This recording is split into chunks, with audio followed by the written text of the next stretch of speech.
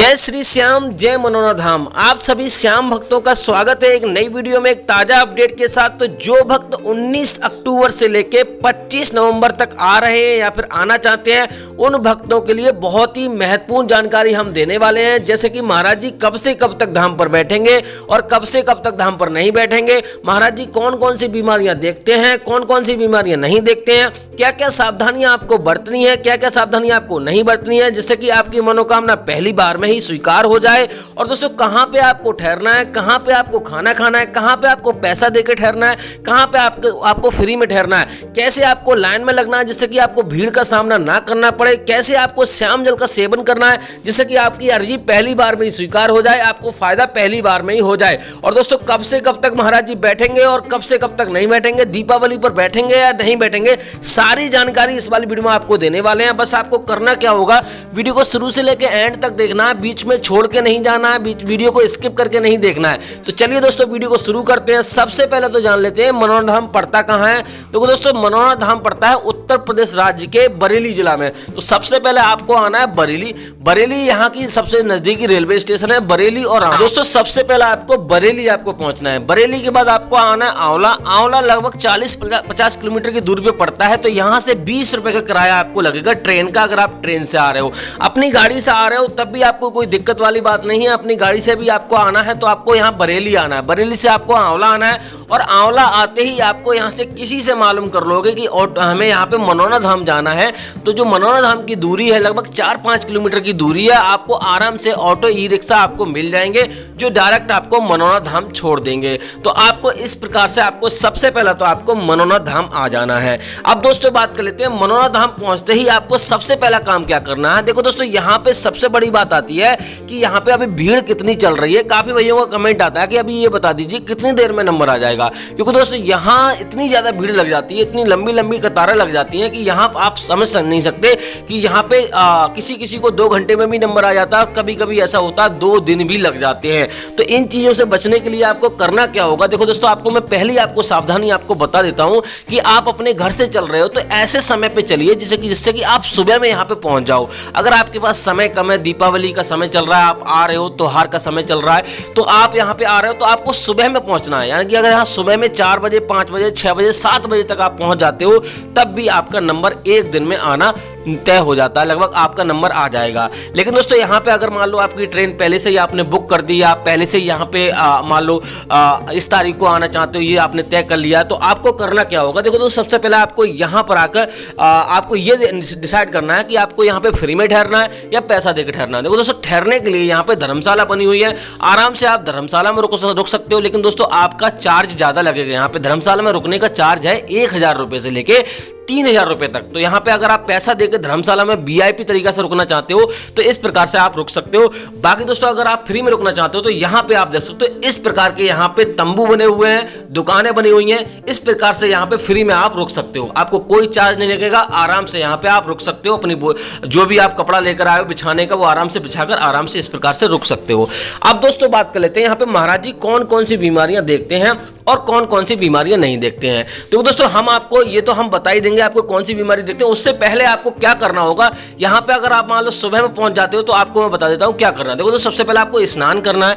आपका मरीज अगर स्नान करने में सक्षम नहीं है तो किसी स्वस्थ व्यक्ति को स्नान कराइए। उसके बाद यहाँ पे आपको करना क्या होगा, देखो दोस्तों यहाँ पे सबसे पहले आपको मंदिर की लाइन में लगना है। उससे पहले आपको यहाँ पे प्रसाद और जो श्याम जल की जो बोतल है वो आपको खरीद लेनी है। 20 से 25 रुपए में आपको श्याम जल की बोतल मिल जाएगी। 101 रुपए या फिर 51 रुपए का प्रसाद आप यहाँ पे लेना चाहते हो तो आप जिस प्रकार का आप प्रसाद लेना चाहते हो उस प्रकार का आपको प्रसाद ले लेना है। और सबसे पहले आपको मंदिर के दर्शन करने हैं। सामने आप देख सकते हो ये वाला जो मंदिर है वो नया वाला है। जो लोग यहाँ पे पहले आ चुके हैं उनके लिए भी आपको बता देता हूँ, यहाँ पर आप नया मंदिर बन चुका है।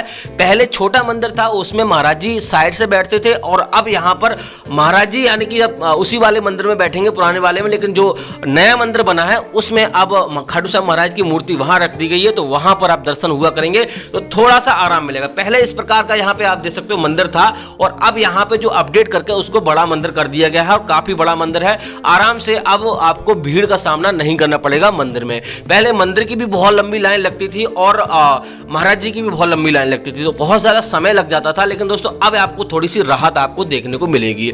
अब तो आपको सबसे पहला दोस्तों हम आपको बता ही दिया कि मंदिर के आपको दर्शन करने हैं, मंदिर की लाइन में आपको लग जाना है और दोस्तों मंदिर में ही आपको जो मान लो प्रसाद है वो आपको चढ़ाना है। वहीं पे आपको अर्जी लगानी है, हे प्रभु, हाय खाटू श्याम महाराज, हमसे जो भी गलती हुई है उन्हें क्षमा करना, जाने अनजाने में जो भी हमसे पाप हुए हैं उन्हें हमें माफ करना और हम आपकी शरण में आए हैं, हमारी जो दिक्कत है उनको उसको दूर करना है। और तो इस प्रकार से आपको अर्जी लगानी है। उसके बाद दोस्तों यहाँ पर सारे काम करने के बाद आपको जाना है बाबा की लाइन में। बाबा की लाइन भी सुबह 4 बजे लगना शुरू हो जाती है और दोस्तों यहाँ पे बाबा का बैठने का समय रहता है 8 बजे से 9 बजे के बीच में। तो महाराज जी यहाँ पे 8 बजे से 9 बजे के बीच में बैठ जाते हैं और यहाँ पे उठने का समय काफी पूछते हैं कितने बजे देर में उठ जाते हैं, तो यहाँ पे कभी कभी 11:30 बज जाते हैं, कभी कभी यहाँ पे 1 बज जाता है। और 3 शिफ्टों में महाराज जी यहाँ पे धाम पर बैठते हैं, सुबह में, दोपहर में और शाम में। इस प्रकार से यहाँ पे धाम पे बैठते हैं। बात करते हैं दोस्तों क्या क्या सावधान, यानी कि कौन कौन सी बीमारी महाराज जी देखते हैं, कौन कौन सी बीमारी नहीं देखते हैं।